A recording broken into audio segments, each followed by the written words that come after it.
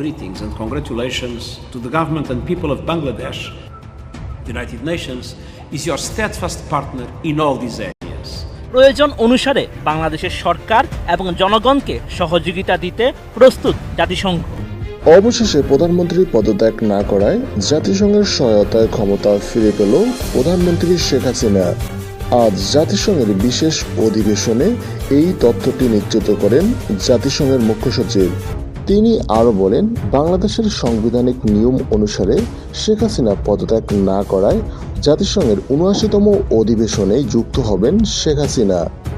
ইতিমধ্যেই জাতিসংঘের নীতিগত সিদ্ধান্ত নিয়েছে জাতিসংঘের মহাসচিব অ্যান্টনিও গুতেরেস।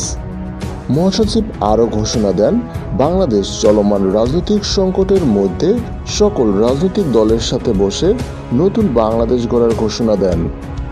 গত ৫ই আগস্ট বৈষম্যবিরোধী ছাত্র আন্দোলনের মুখে আওয়ামী লীগের সভানেত্রী দেশ ছেড়ে পালালে তখন রাষ্ট্রপতির নির্দেশেই অন্তর্বর্তীকালীন সরকার গঠন করা হয়। পরবর্তীতে শেখ হাসিনা মুঠোফোনের মাধ্যমে পদত্যাগ না করায় জাতিসংঘের সমালোচনার মুখে পড়েন ডক্টর ইউনূস। অবশেষে জাতিসংঘের বিশেষ অধিবেশনের মাধ্যমেই ক্ষমতা ফিরে পাচ্ছেন প্রধানমন্ত্রী শেখ হাসিনা।